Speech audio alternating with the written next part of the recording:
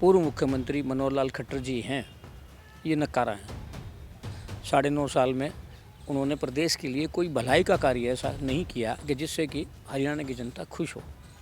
और हरियाणा की बेरोजगारी नंबर 1 तो है ही, सड़कों का बहुत बुरा हाल है।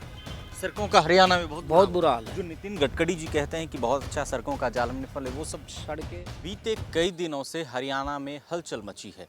राजनीति को लेकर जहां एक तरफ बीजेपी और जेजेपी का गठबंधन हट गया है, तो अलग अलग तरह की चर्चाएं चल रही हैं। इस वक्त हमारे साथ राजेश शर्मा जी हैं। कैसे देख रहे हैं जिस तरीके से हरियाणा में पलटवार हुआ है?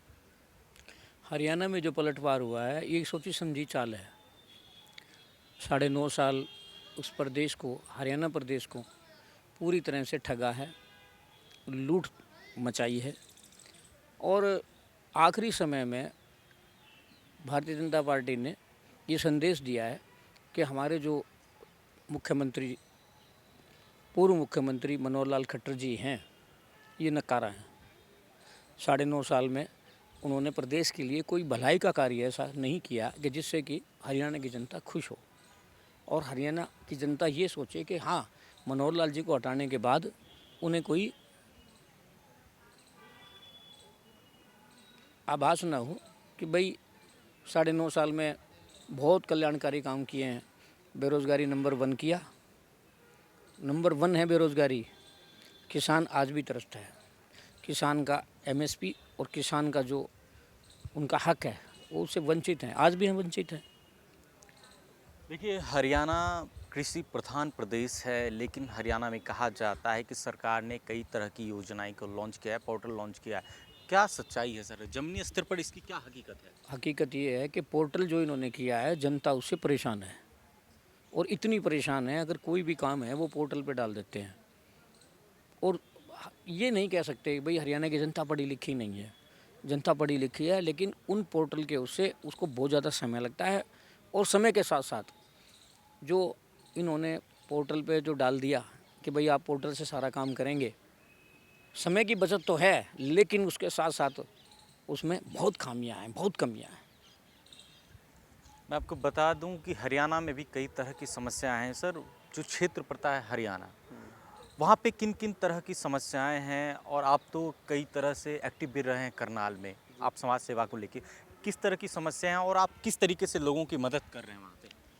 देखो, मदद करने की बात यह है कि 9.5 साल में इन्होंने मनमर्जी की है।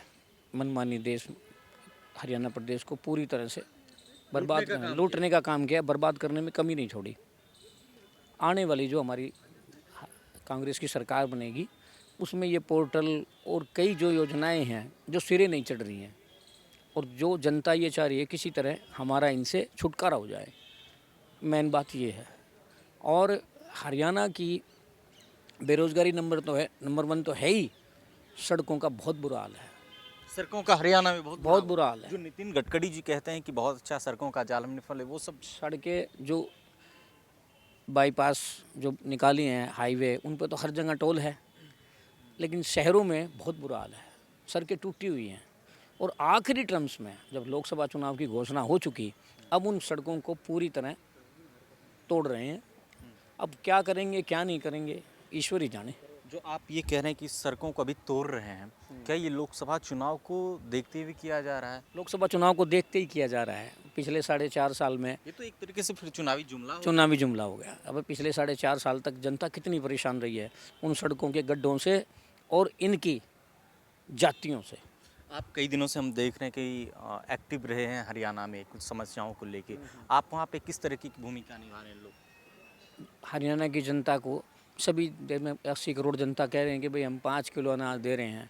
क्या 5 किलो अनाज से पेट भरता है? ये तो एक गरीबों के साथ मजाक है। हमारी हरियाणा में जब कांग्रेस की सरकार बनेगी तो 25 किलो हमने देने का कहा है कि हम 25 किलो अनाज देंगे। वो कोई हम उन पर मेहरबानी नहीं कर रहे। जो जिसका हक है वो उसका हक उसको मिलेगा। जो बीजेपी ने हक लूट लिया वही आपके नाम दिलाएंगे? जो बीजेपी ने लूट लिया वही आप हक दिलाएंगे? दिलाएंगे, और उनको हक दिलाने का काम करेंगे।